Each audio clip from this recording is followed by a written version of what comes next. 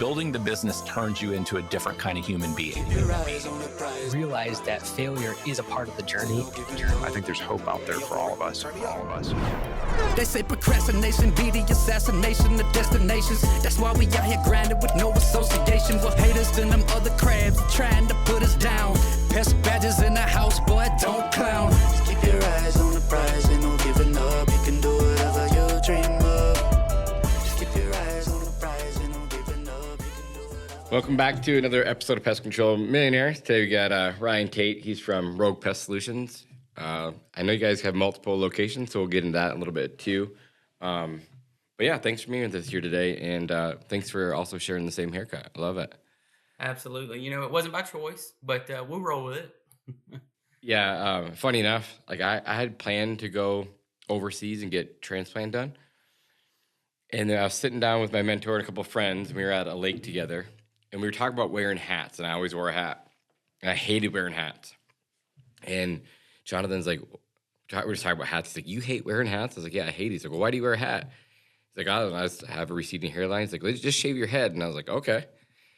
So we were at the lake, and we went to Walmart. It was like at 11 o'clock at night, grabbed some zippers or whatever, and then came back, and we all shaved my head, and like, dang, you look really good, and never went back.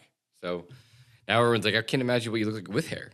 So it's really strange. Yeah, I should have given up on my hair a few years. I look back at pictures, and I'm like, what was I hanging on to there, you know? Yeah, felt the same way. Wish I'd done it years ago, but funny enough, it's just pretty cool. So, but yeah, I was gonna go get a transplant done and had it all planned out. And then clearly I didn't go, and now I would never even consider it. But real quick, I always start the podcast this way, which you probably know. Ryan and I are sophomores, junior in high school. Who is Ryan Tate in high school? Yeah, so I listened to the podcast, so I knew it was coming, and so thought a little bit about it. And I played a lot of sports growing up, real competitive. With sports, played multiple sports, and in high school, really started focusing on baseball. Spent my whole high school years, at a baseball field, practicing, playing, taking BP, working on being a better catcher. I was not very athletic. I was not not very talented, so I had to work really hard. So I pretty much spent my time at the baseball field or hanging out with who is my wife now, who's my high school sweetheart, who I married. But yeah. Really? You married your high school sweetheart? Yeah, well, we actually started dating, if you call it dating, in the seventh grade. Unreal. Crazy. So how long you guys actually been together? So that was 2001 when we were in 7th, 8th grade. So since then. So we've been married for 17 years and been together for 20 plus. So yeah. Wow. Do you guys have kids together? Yeah, we got 4 kids. Oh yeah. And boys, girls, what do you got? So I got 3 girls. The youngest girl is 8. My next daughter is 12. My son is 14. And then my oldest daughter is 16. So awesome. We're in the middle of it. You're busy. Yeah, for sure. Yeah. How do you manage both, with the wife, kids, work? How do you manage that?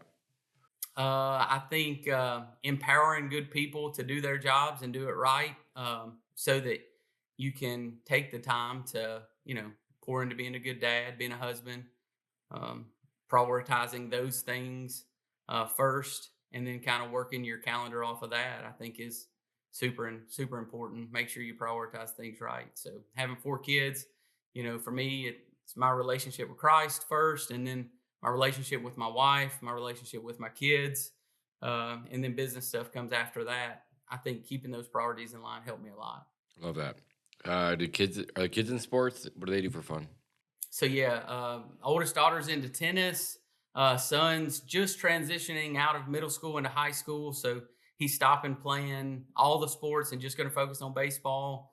My middle daughter is basketball and soccer. And my youngest daughter is gymnastics and dance. So sounds very familiar. And it's just every night it's something. Like tonight I have dance for my youngest, and then wrestling practice for my middle child, and just my oldest daughter. She just got done with wrestling season for high school. She'll get into like club wrestling here in a couple of weeks. But yeah, we just left Detroit. She placed 5th in the state. She lost twice by total combined points of 3 points. She was 1 point away from making the finals as a sophomore. So it's so much fun. I just absolutely love watching the kid shine. It's so cool. Yeah, you think you're passionate about sports when you play, Oh, man. and then your kids start playing sports, and you're like, there's a whole nother level of excitement and fear sometimes, for your kids, a love for seeing them grow, seeing them work hard. And that's what I've always tried to tell my kids. I as a person who wasn't very talented from an athletic standpoint, I felt like it just taught me to work really hard and how to lose, how to win the right way, how to show up the next day no matter what. And, if my kids can learn that through sports, I feel like I've won as a dad. Yeah, I agree with everything you just said. And sports, team sport, tennis is another one. It's an individual sport. You can't rely on anyone else but yourself. Baseball, it's a little more of a team sport, but wrestling, tennis, like it's all on you. You gotta learn to win, you gotta learn to lose, and be good at both, And that's what I always told her too. Like, I don't care if you win or lose, as long as you go out there and work hard and you try your best, I'll be proud of you, And there's obviously that competitive side that, if she does lose, I'm mad for a little bit, but I don't show her. I've tried to get better, as a leader or coach for her, is be more of a dad this year and less of a coach, and try to separate that a little bit. And now, of course, I coach here and there, but she has a coach, so I just try to be more of dad, there to support her, just let her know that I love her no matter what. And she had a good year, so it's been fun to see. I could go on and on about this sport. But yeah, you're right. Like, it teaches you so much. So many life skills. Yeah, so many life skills. And as a dad, what you just said, I would tell people to do as early as they could. My son, I quit coaching him at 12, and I just realized I needed exactly what you're saying. I was always his baseball coach, coached him in travel ball, coached some of the school ball stuff, and it added a bit of pressure. I'm glad I did it. It was really fun to go out there and compete with him, but it seemed like it put more pressure on him at the time when, friends would talk about dad and playing time. That bothered him. So it's been really good the past 2 years just being dad, just being his dad in the stands, root him on, help him understand maybe how he could do things a little differently to be better, praise him for what he's done wrong, for what he's done right. But at the end of the day, I think just being able to be in the stands and be dad has been a breath of fresh air for me. And probably for him too. No doubt. Yeah, I agree. And then with her too, it's just like, and I still sit on the sidelines as a coach. I'm coaching her while she's wrestling, but like I just remember like looking back, like I'd get so upset if she'd lose, and then like I'd probably have like a bad reaction on the mat where I was proud of her because she wrestled good, but like the competitiveness in me just would shine through first, and so I've learned to get better at that, where I just don't let her show that it makes me mad or that I'm upset on the inside. Although I'm probably dying on the inside if she loses by 1 point. Like, she wrestled so good. I'm so proud of her. Like, I just don't let that stuff shine through anymore. But I'm still human, you know what I mean? Like, of course, I have emotions, and I just try to get really good at controlling my emotions in front of them now. Something I had to learn, too. So I think it's just a phase that we probably all go through, coaching our kids, and just letting the coach really do his thing, For sure. No doubt. Circling back to high school days, you played sports, played baseball. One thing you said that that I really like too is that your son is transitioning from all the sports, just focusing on one. And then I told my I tell all my kids that. I've told my stepson that for years. He didn't listen. Told my daughter, my oldest daughter, for years. She doesn't listen. It's like, if you want to get good at one thing, you want that one thing to be your sport, in 2026, that's just what it takes. You have to go all in on this one thing. And I get the other side of it. Like, they just want to be with their friends, and they want to, like, learn and play everything. Like, I get that. There's nothing wrong with it. I'm just saying, if you want to go to college, play at the next level, D1, D2, whatever, like, you're going to have to do this full time. That's just what it is. It's just kind of like in business. If you just do 1,000 different things and you don't focus on one or two, you're just not going to be very good at any of them. So I tell her the same thing with the sport. So I think finally she's like, Dad, I'm not going to play. I'm not going to do track this year. I'm not going to cheer this year. I just want to wrestle all summer long. Like, finally, as a junior, we're getting somewhere. But she, like I kind of like made it her idea at this point. Like, I can only tell her what to do so much. But if you like just keep instilling things and like watching them see you lead and what you preach and what you talk about, and then like they make it their own idea, and then it's easier. Like, oh yeah, I can go do this. It's way more fun. So I like that you said that. Really cool. Hold up, quick pause. If you're on a pest control company or fertilization weed control company, you're not in our Facebook group, you're choosing the harder path. Every operator that's in there is skipping years of mistakes because people are actually sharing what's working right now. So stop trying to brute force your way through growth alone. Search Pest Control Millionaires on Facebook or click the link below. And now let's get back to it. And then going back to, you played sports. What happens after high school? Where do you go from there? So after high school, I got the opportunity to play a little college baseball at a junior college in just north of Nashville. Played there for a year, ended up having some arm trouble, but it was a transition for me. I felt like I was always told I would never get a chance to play college baseball. And so that was like that was it, right? That was the goal.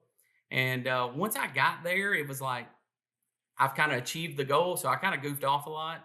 I probably wouldn't have got to play either way anyway. I was pretty self-aware that I could be a bullpen catcher, but probably wasn't going to get to play much. So I turned into more of the team clown, kind of enjoyed the time, enjoyed being there for that year, then had arm trouble. And my wife needed to finish up her master's because she was a year ahead of me, a couple years ahead of me in school. And she got done with her bachelor's. And that's when I was like, look, I've got arm trouble. I'm not going to rehab it to go back to school and try to play. It's just too much for, not worth the squeeze kind of deal. And so that's when I jumped in a bug truck.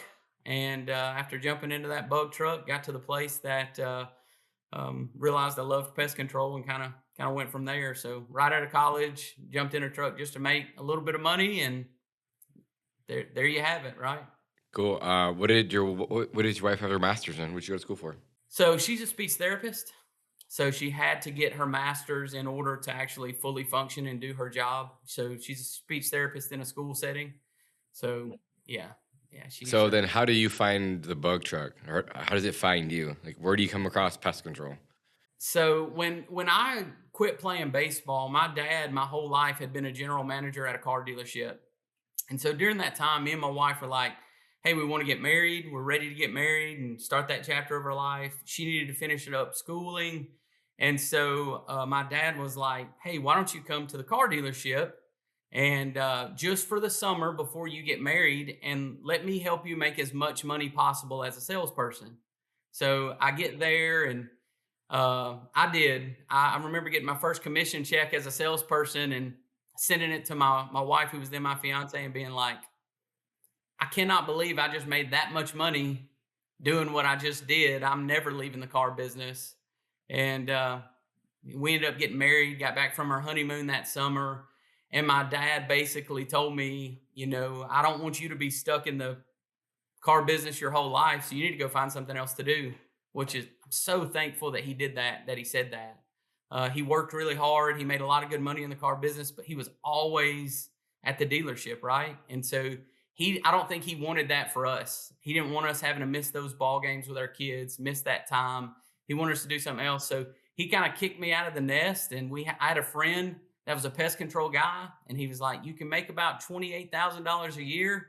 And man, that sounded like a lot of money to me at that time, to jump in a truck and begin to do that. So that's how I found it. A friend of a friend kind of referred me, and before you know it, I was doing pest control. So you started as a technician or a sales guy? It was funny because when you brought up car dealership, the first thing I wrote down was car dealership, and then I wrote sales and circled it, so I didn't forget to circle back to that. And then all of a sudden you said, yeah, I came into the car dealership. The first thing you got was sales. I got a commission check. So you get into pest control, and then do you start as a tech or do you start as a sales guy? What do you do? No, I started as a tech for my first 2 years. One of the owners of the company was kind of still filling in a role. It was a fairly large regional company. It's a really cool story. Actually, that place that I started at, I ended up going to Wayne's later, and we can talk about it later, but we ended up purchasing that company that I started at, which was a really cool moment in my career. But anyway, one of the owners, trained me to be a technician, rode along with him.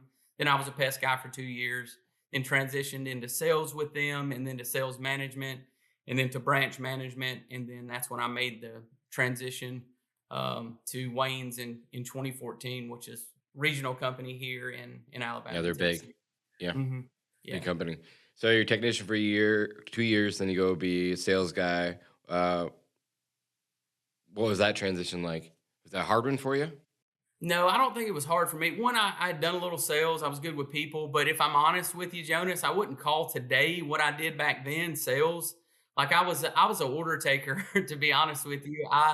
That business produced a lot of leads, and you just had to run the leads, right? Then, the mentality in the industry was you get a lead, you give it to a good salesperson to go out there. It's a pest control lead. You go out there and you try to sell them termite. You try to sell them pest. You try to sell them mosquito. You look in the attic. We did encapsulations in the crawl space, and we'd look in the attic for insulation. So it was really selling a bunch of big ticket, one-time sales with the smaller recurring stuff stacked in there. But it was a lot of really warm leads. The business had a great name in the community. So I really could. I wasn't a great salesman. I really wasn't. I just ran the leads and treated people well and made a decent living there. Nice. That's cool. And then what made you switch from that company into Wayne's? Just an opportunity that came up? Does it be regional? Walk me through that. Yeah, it was funny. I had become the branch manager of one of the branches for Kirkland's, and it was going really well. But, at that point, I had the entrepreneurial itch already. That was 2013, 2014. And I was starting to say, I could do this. I could run a company like this. I could build a company like this. And I began to look, back then Craigslist was a thing. And so people would sell their businesses on Craigslist. I remember. And so I was looking on Craigslist, and I had found a couple businesses and begin to talk to them about buying their businesses.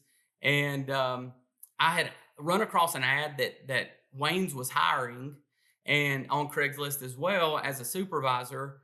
And at the time, one of those acquisitions didn't work out. They ended up selling to somebody else, and I couldn't come up with the money, and he wouldn't finance it. So it was just one of those moments that kind of fell through. And Been there. yeah, in my mind, I was like, I had already left and did something else. And so that same time, Sean Hollis, who is the president of Wayne's now, Wayne's is a $100 million company now. He's the president. He's one of my mentors. He actually walked into our branch asking us to sponsor his daughter in something. And we got to talking, and before we know it, he mentioned, later on, he called me back, mentioned that job opportunity, and just asked me to take an interview. And to be honest, I was just blown away by that organization. Like, I met with their owner, Steven Splon, one of my current partners who ran their pest control business, Scott Sutton, Sean Hollis, and then Eric Fry, one of the other owners of Wayne's at the time. And they were just operating at a really high level. They weren't bug men, they were businessmen. And that just really blew my mind. I was like, that's who I want to be.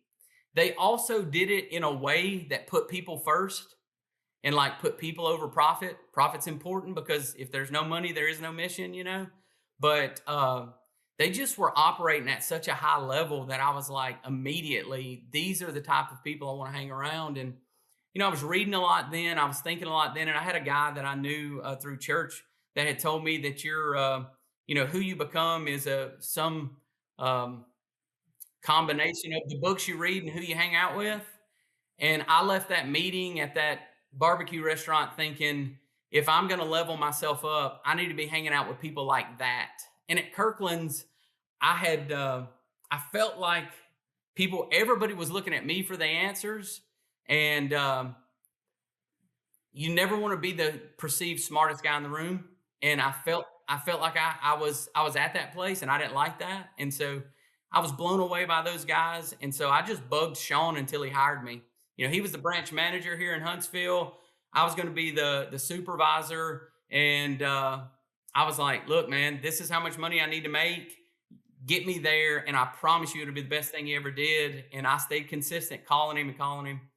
Finally, he hired me on there. And, the time that I spent at Wayne's in that Huntsville, Alabama service center, we built something really cool. And I look back on those times, and we had some studs in that service center, people that are, regional vice presidents for Wayne's and at other companies that were working in under me at that time and with me. We got to pour into those guys and see them grow, see them level up from technicians to supervisors to branch managers once Anticimex bought us. And then now, like even seeing one of those guys go from technician when I got there to now he took my seat as the regional manager and is the vice president of operations there, which is the role I was in when I left. And it's like, man, that's super rewarding. So I look back at that time at Wayne's in that service center, and I got to cut my teeth spending somebody else's money, and I learned so much doing it. A couple questions out of there. What do you think the difference is, in your opinion,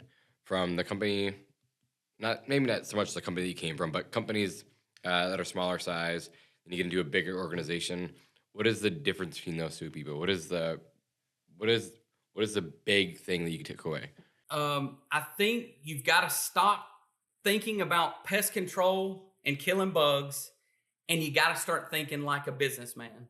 Like if I could say small, like I was at a best practice sharing event in Tampa a couple of weeks ago, and in the room you could hear the conversations of the people that were 500 and smaller, maybe.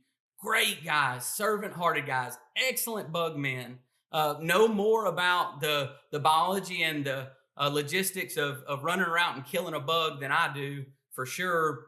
But they're just not business mindset. They don't have that business mindset. And I think that that transition is hard, because most of the people who get into this business, I think, get into the business because they're good at killing bugs. They came from Orkin, they came from Terminex, they're running around. Yeah, and I think until you get out of thinking about killing bugs every day and like I think we should always try to make our services better. We're there to serve. I do want to do that. I want to be passionate about that. But at some point as a business owner, you got to focus on growth and growing your people, growing your business, those business principles of making sure that you're putting those people in place to lead the organization and lead the $20 to $40 an hour stuff, so you can do the $100 to $1,000 hour stuff. And I think that's a hard transition, man. And not everybody signed up for that, right? They didn't. They just signed up to kill bugs and serve people, and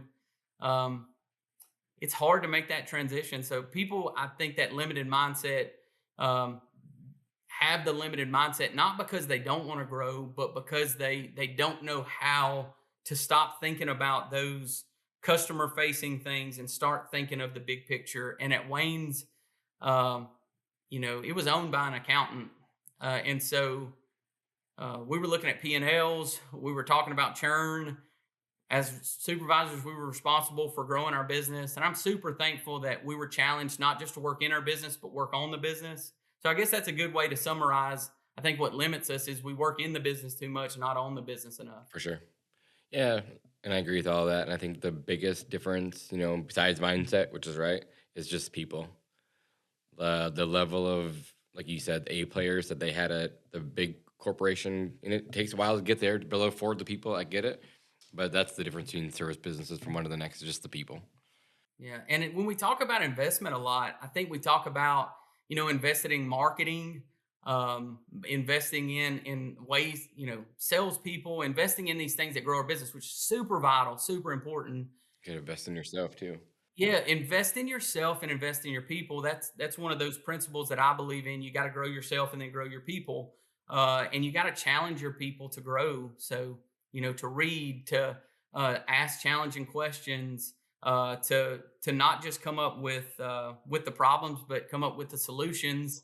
And man, I think when you focus on growing your people, there's a lag on the organization growing. But when you finally get to the place that you break through, and what could be a bottleneck if you invest in your people early ends up becoming this huge funnel that allows you to blossom and grow when you're ready to do it, because you've made the investment in the right people at the right time. And that's a constant thing that you've got to be doing. If you put the right people in the right seat, or get them on the bus first, as people say, and then get them in the right seat second, and then constantly pour in, right? If I'm growing, I expect my supervisors, my branch managers, my salespeople, my admin, everybody's got to be growing, getting themselves better, taking themselves to the next level. Love that. What are a couple of takeaways that you learned at Wayne's that you immediately implemented in your own business? Yeah, I think putting people first and caring about people is number one. Wayne's, one of the big things that we talked about there was people matter, and I was a big part of that push. And I think that's something that we want to take here, is that our kind of pillars that gird our business. Number one is service. We want to be passionate about service, serving our employees, and then serving our customers. We want to be passionate about safety, and then we want to be passionate about giving back.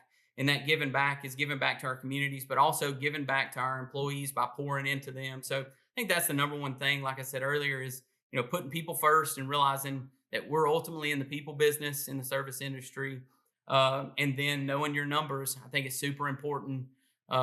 We were challenged, having a CPA as an owner at Wayne's, to know your numbers and understand your numbers and understand how to affect those numbers in the right way, not just know them.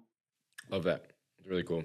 And then how do you walk us through the time period that you decided to leave Wayne's? I know you said you already had the itch as an entrepreneur. Tell me where that came from, and then why you ultimately ended up walking away from Wayne's and going on your own. So the original itch, I think, comes from seeing my dad being the most devoted, hardworking employee and manager in the car business my whole life, and seeing that, at the end of his career, he was treated really well by the car dealership. Let me start by saying that. But he hit a ceiling probably around 35, and he kind of stayed there, right? There's these ceilings you hit when you're working for other people. And I didn't like how my dad didn't feel like he could control his own day. He was like tied to that desk to run that dealership. And I wanted that freedom. Freedom to make an impact and an influence on the people around me. Freedom to build that influence building. It's an influence building tool in my business, but also a wealth building tool. So I didn't want to be capped out on either one of those, right? I wanted to have that freedom of time and that freedom of money that comes along with being an entrepreneur. So I think on a baseline level, that's where that came from originally. But when I decided to make the move, in which it was one of the hardest decisions I ever made. I loved the people there. I loved the organization. My best friends were my bosses or people that worked for me, people that I had developed lifelong friendships that we still talk to this day. And we had fought and bled together, and built Wayne, saw it go from 8 million to 28, and then post acquisition from Anticimex, we went from 28 to 88 from 2019 to 2023. So it was just it was such a fun ride. It just have a lot of good memories of that. So it was a really hard decision, but I remember being at the place of getting ready, saw 40 coming. I was 38 at the time. And I feel like I needed a decade. And in talking with my wife about things, I was like, if we're going to do this and we want to have the freedom from 50 on to only do what we A, feel called by God to do, or B, have a huge desire to do for the rest of our lives, then we got to get busy today. If not, I'm going to be told from 50 to 65 where I have to go, what I have to do by somebody else. And that doesn't sound fun to me. I don't want to live the last, 15 years of my work career that way. That doesn't sound like something I want to do. So everything was going awesome at Wayne's, but it was just like God said, look, it's time for you to make that move. Go bet on yourself. And so, I talked to Sean about it, and we worked on a plan for me to exit in the right way, to make sure I had the people in place to make that move. And so supportive that group was. And like I said, still some of my best friends to this day that we still talk a lot. But making that move was really based on, what I wanted my life to look like the next 15 years. And then the fact that I wanted an influence building tool and a wealth building tool that was not capped. So how do you find it? What do you do? I needed to sit out a little bit of time because of a non-solicit that I wanted to honor. So there was a payout and some different things that went on there that I needed to honor that. And so I did that. Me and a friend of mine, she was wanting to do some consulting at the time. She had worked in the industry as a CFO and wanted to do some consulting. So for about 6 months, I went and sold her services, worked with a couple small companies, consulting, and, helping them operationally, helping them build sales, some sales processes and some different things while I waited it out.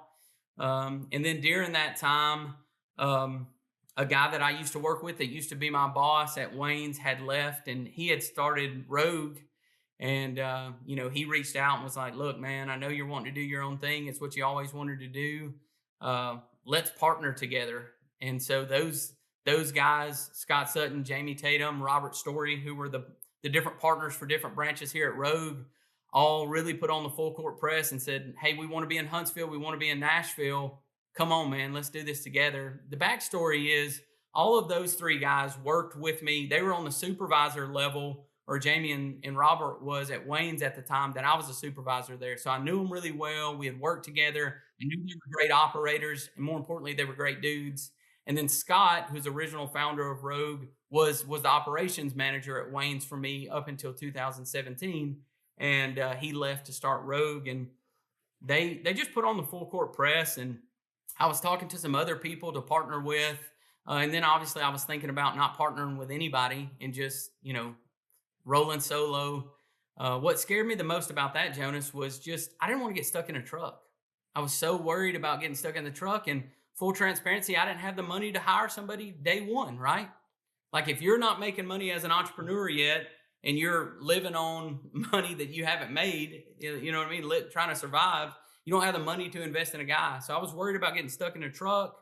Scott and them put on the full court press, and we laid out a plan of what the next 10 to 15 years could look like, with what they had already built and what I could add and what that looks like. So it was kind of a no-brainer at that point because of the relationship I had with them.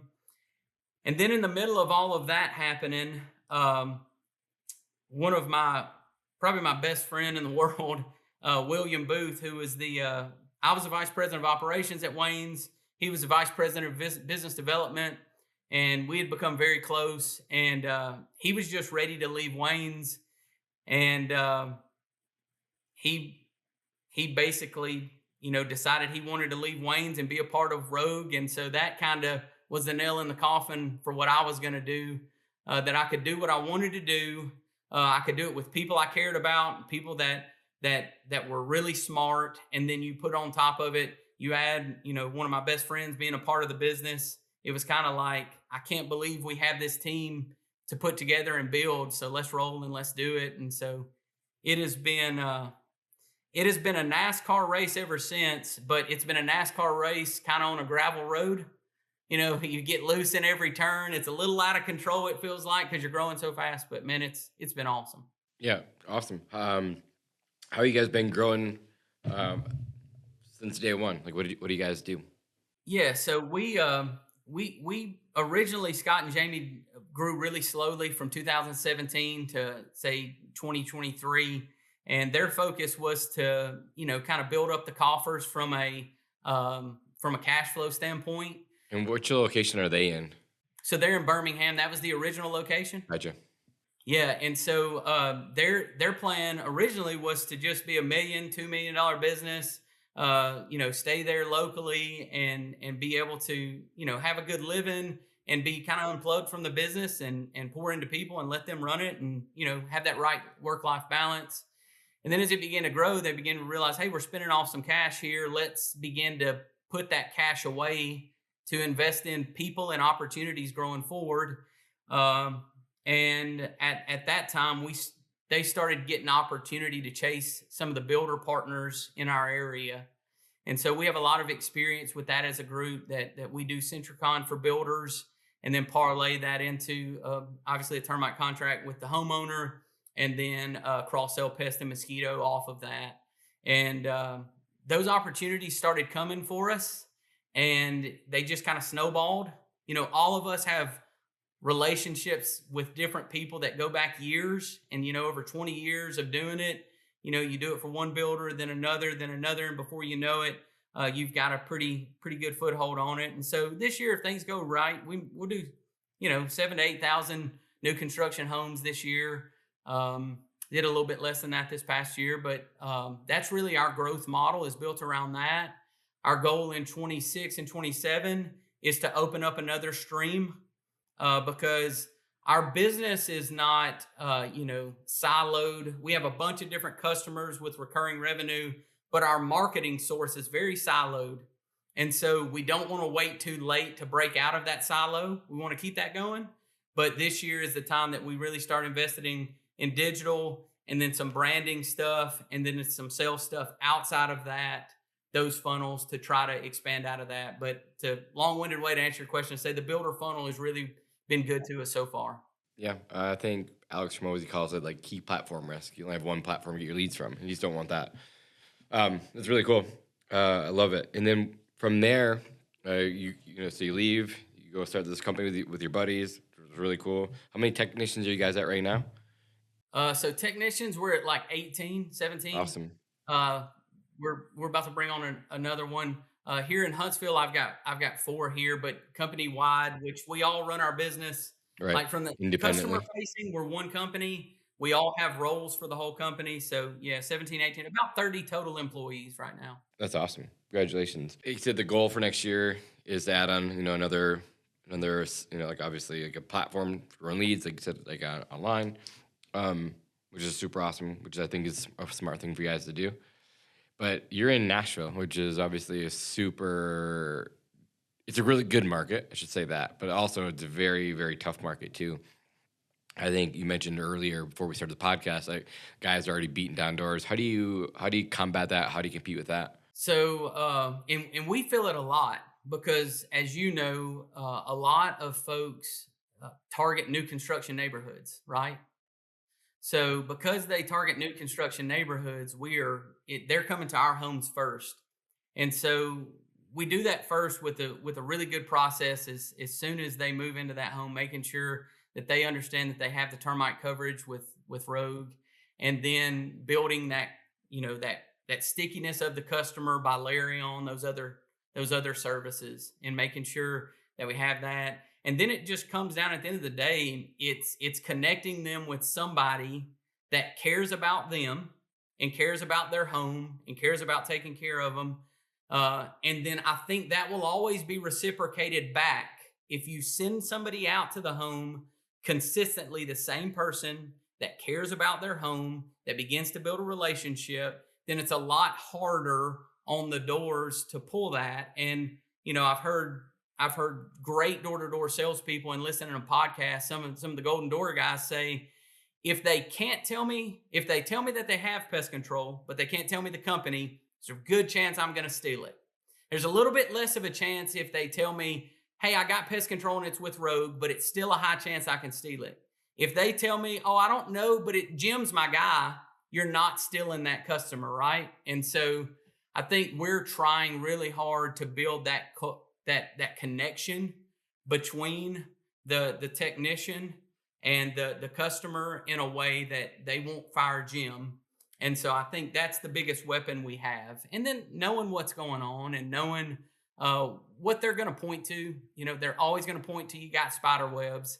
They're always going to tell the customer that they're going to overpromise most of the time when especially if there's a huge team, if it's not local guys doing it that are going to be there for a long time. It's just human nature, right? They're going to overpromise. And we prepare people for that. We tell them, hey, you're in a new construction neighborhood. There's going to be 1,000 people knock on your door. If you ever have concerns about your service that come up, just call us. And even if you get, somebody on the door tells you, like if we get a call, somebody on the door says, hey, and you get the email, like door-to-door people, shift to something else. We know the email template. So shift to something else. We won't pick up on it as quick for door-to-door folks, but we get that email from the customer that we know, like they give us this certain stuff. We know it's a door-to-door person. We reach out And we're just like, hey, let us end this on a good note. Let us come do one more free reservice for you, correct those problems you think you have. And I think that's a really good weapon to save that customer. Yeah, no, I agree. And like I said, these sales guys are good. They're really good. And so we try to combat it the same way. You're not going to say every single one of them, but we say the same thing. Like, if you just ever have any questions about your service, these guys are coming up. They're really good. And we tell them that they're really good because they are. They're very quick on their feet, and these guys are talented. If they and you give them an opportunity, because it's a spider web. You could clean them off, and 3 weeks later they're back, but they're going to use that as a tool just to get them to service that day, or next day. Yeah, and I think that for us as operators, we've got to be at the place that we're playing the long game, right? We're having that long vision, and I want to keep customers. But it should never turn into a fight when somebody fires you. Like, that is a bad way to do business and a short-term way to look at it. Because if I'm telling them the truth and they're being overpromised at the door, and we are doing everything we can. You're never going to see a mosquito ever again. That's right. That's right. That's what they're being told. And so if I'll just be honest, but in being honest, I won't be a jerk, and I'll be a good dude, and I'll say, hey, when you get out of that agreement with them next year, if they haven't been faithful to do and and I'm right, come back to us. I'd love to have you as a customer next year. Like, I think that goes a long way. Fighting and arguing with customers is a losing proposition. Yeah, this happened, say like 2 years ago. I seen a bunch of screenshots of people's reviews like that for a company, and the owners is on there going crazy, responding to these. Like, I was shocked. Like, I wouldn't be surprised if you're not in business today. But at the time, it was a decent sized company, and the owner was responding to these reviews, and it was wild. Like, I can't believe that you do that. So again, like, no one's perfect. You're gonna get bad reviews. You're gonna get cancellations. You mentioned churn earlier. We can talk about that in a little bit. But yeah, just be a good human being. It's not that hard. Yeah, at the end of the day, there's a human across, and look, instead of reciprocating to people the way they treat you, I think, the golden rule is treat people the way you want to be treated. So, like, even though person on the other end of the line's not treating me the way I want to be treated, I don't have to reciprocate that, right? Not only is it the right thing to do, but it's a really good decision business-wise, right? It makes a big difference, and have that long vision of just because they cancel today doesn't mean they're not going to be a customer in the future. For sure. Did you mentioned earlier about putting people in the right seats on the bus? Do you guys run Traction there? Or is it something that you read, or do you guys run it as a company? So I've read Traction 3 times. Yeah. We did EOS when I was at Wayne's for a time. We did that. We don't. So I personally run a EOS like system for myself. Yeah, same. Yeah. Yeah, but I don't even in meetings. And this was, I heard you talking to Chris Locke about you running EOS on your own. So I would be even a more step removed from that. I organize my meetings that I do when I'm leading the meetings company wide. I organize it by EOS, but I don't talk about rocks, stones. I don't do that. I just try to follow the accountability model and ask the questions that I would ask. But it's just organically coming from me.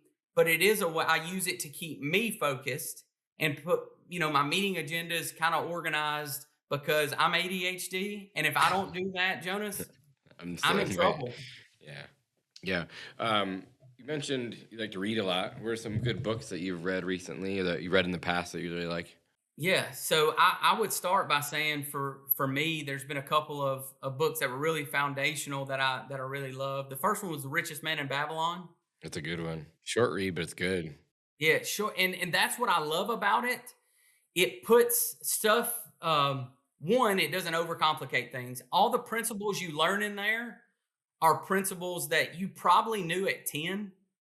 Like, you know what I mean? Like, if you're going to invest in something, make sure you invest in people that know about that something. Like, duh, that's common sense, right? But so I think that one is a really good one and a short read that I challenge people to pick up. There's a book called The Noticer that basically teaches you to show up and be about other people, not about yourself, and be able to notice what's going on with other people and try to care about other people deeply. I've never read that one.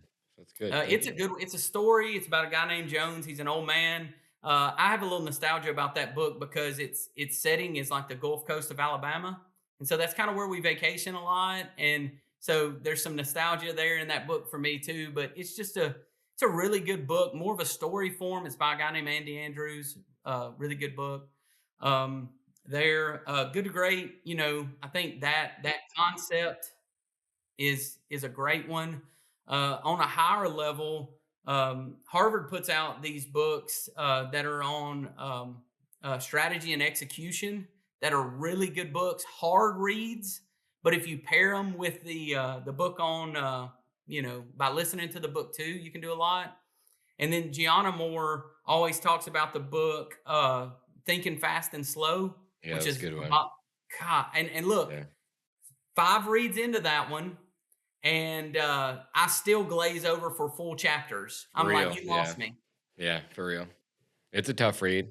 Yeah, it's a tough read, but the concept of remembering that you think 2 ways. There's the reactionary thinking, and then there's the long-term thinking about things and learning when to activate one over the other, and learning how to get people to stop just thinking reactionary and subconscious and start thinking this way, I think is a huge takeaway from that book.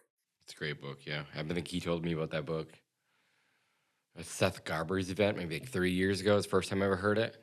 And so I downloaded that day, and I think I listened to it like shortly after that. And I think I've only read it twice or maybe 1.5 times, but yeah, it was good. But it's a hard read for sure. 10X is better than 2X is another one. Love that book. Really, yeah, good, really good one. I'm just, and then this is more from a spiritual standpoint, but I'll throw it out there anyway. Other than reading my Bible, there's a book called the Freedom of Self-Forgetfulness. And I would just say that I've heard people say this line a lot that I think this book encompasses. You should show up to conversations and meetings with people trying to be interested in them instead of making them interested in you. Don't try to be interesting. Try to be interested in them. And I think that book talks a lot about that and just being selfless. And I think, selflessness in leadership is the number one quality that people, other than like being courageous or bravery, or having the fortitude to make hard decisions, I think being selfless is something that people, if you want people to follow you, model selflessness. I think the best leaders ever were super selfless. Yeah, it's great. What is your goals for yourself and then for the company over the next year or two? Yeah, so over the next 18 months, I've been in this growth pattern. We have company-wide, but really here in Huntsville, really in this growth pattern. So for me, thinking whether you do the rule of 40 or some people call it the rule of 20 or whatever you look at, I don't want to dial down, the number of accounts that I'm growing by, but because my customer base is getting larger now, I want the growth percentage, instead of being 50 to 60%, I want it to be 30 to 40% and start seeing that change of that EBITDA margin. Because right now, EBITDA has been super low, growth's been super high. I want to start that path of those two crossing themselves. And that's where, we're in, as a company, we think of ourselves as a full company, but then we unbundle all the way down to the branch, and each branch is at a different place. Birmingham closing in on being a $3 million operation this year. They're at the place that they need to be spending off some cash, right? And they're doing that. And so I think for me here in Huntsville, I want to continue to do that, right? And then I want us to open up these other funnels. These other funnels are so important. These lead flow funnels, in a way that we learn the principles on how to do it. Not that we scale them huge, but we learn the principles, taking, the Zip Codes King book and just learning that marketing, like you talk about in that, learning it at a level that gives us the ability to really make decisions as we scale to 10 million, 15 million, 20 million, so that we're not being duped by people in marketing when we have a bunch of dollars to spend, as everybody starts showing up with a handout of how we can grow. And man, that diversity in lead flow, we saw, the first sales budget me and William built at Wayne's, it was like $7.5 million. The last sales budget we built was $32 million. And there is not one lead silo that'll feed $32 million. Right. You better be good at 10 different things. For sure. Here's a growth hack for you. So when you hire your agency, whoever you want to go hire out there, tell them the day that you hire them, hey, this is what I want you to hire you to do. But every time you do this, I want you to show me what you're doing. So if you're a marketing agency and they're working on your stuff for, let's just go with 5 hours a week, I want to be involved with those 5 hours a month. I want to be involved with those 5 hours a month. Let's meet together once a month, or whatever, maybe it's once a week for an hour. Show me everything that you're doing so I know what you're doing so I can learn. That way you're learning the entire time. So that way when you're ready and you're working with the agency, they're transparent about everything. You're learning as you go. That way when you want to go off on your own and do your own marketing, you'll know how to do it already. So growth hack. No, huge. I appreciate that info, because that's what I, have picked up. You blow me away with how many different things.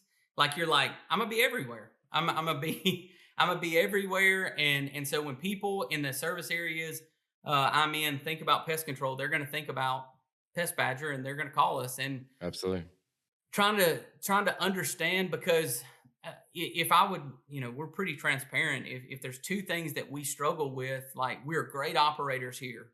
We know how to close leads, and through one funnel, the builder funnel, we know how to create leads to be closed. Outside of that, we're not very good at marketing. And we're not very good at managing cash flow. So over the next 18 months, circle back around to the original question about the next 18 months, I think us figuring out the people to put on the bus that we learn what we need to learn right now, but really somebody on the financial side. I was listening to you with Chris talk about your CFO and that relationship you guys have. Like, we need that CFO type person in the next 18 months.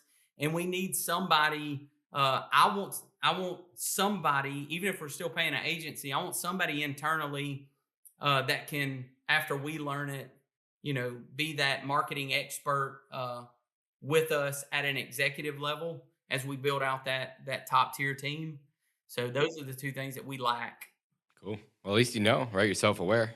For sure. We got so many problems, Jonas. It's not hard to see them over here.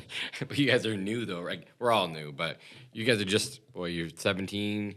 You're 2 years, 3 years into this? Yeah. Yeah. And so what's cool is, we were $1.8 million in revenue in 2023.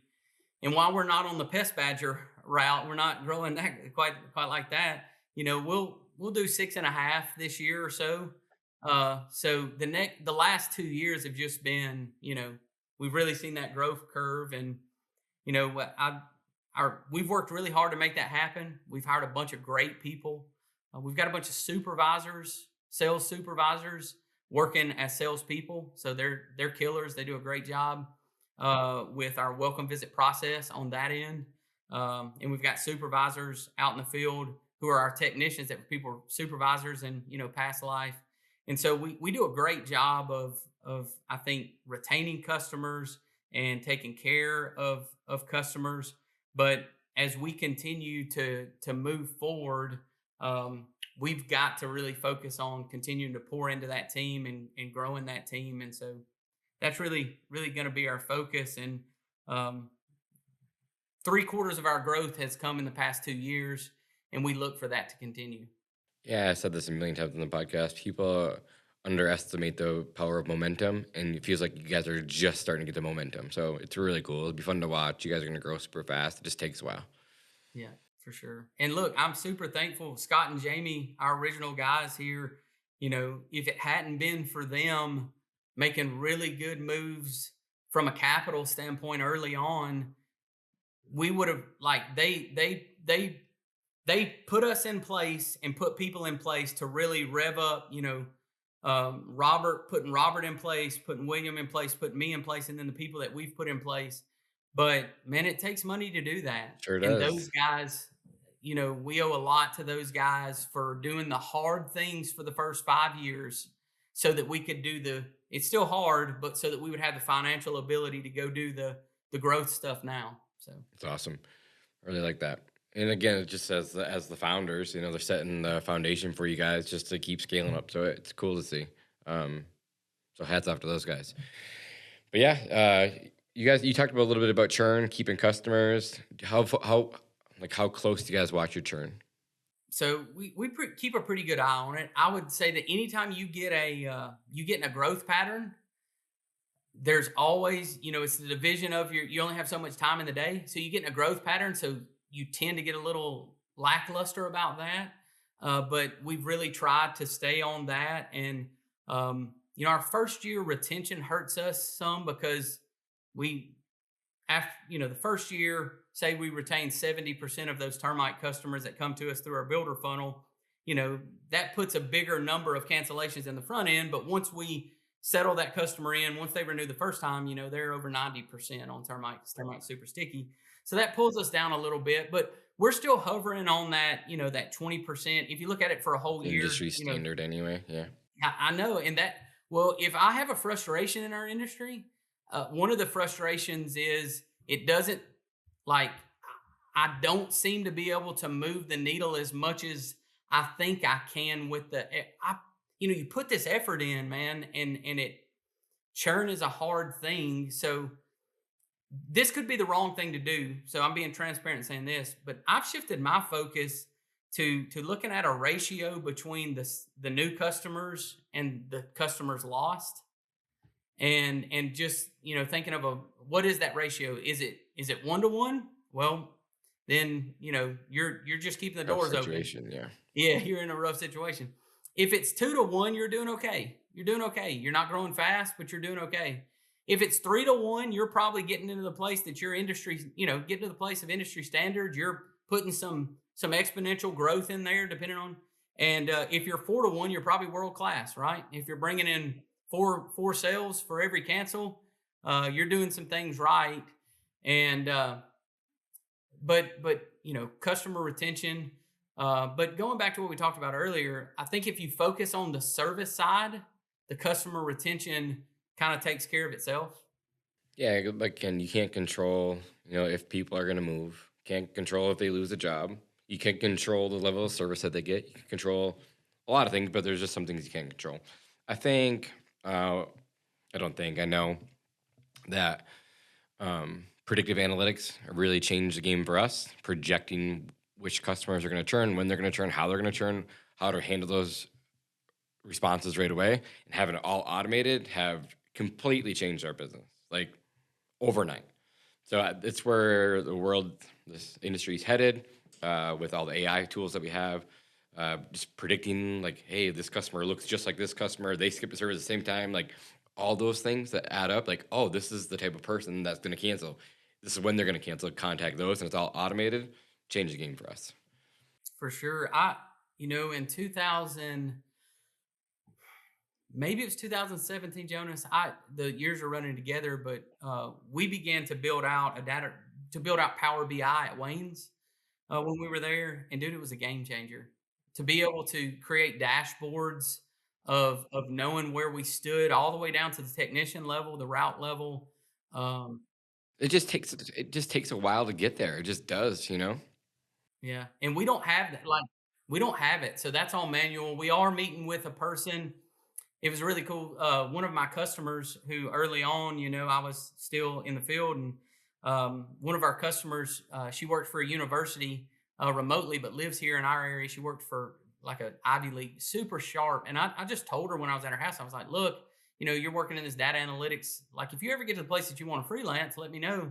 And about 2 weeks ago, she reached out via text and was like, hey, if you want to, I'd like to learn how to do some consulting on that. So why don't you let me build some stuff out for you? So that's awesome.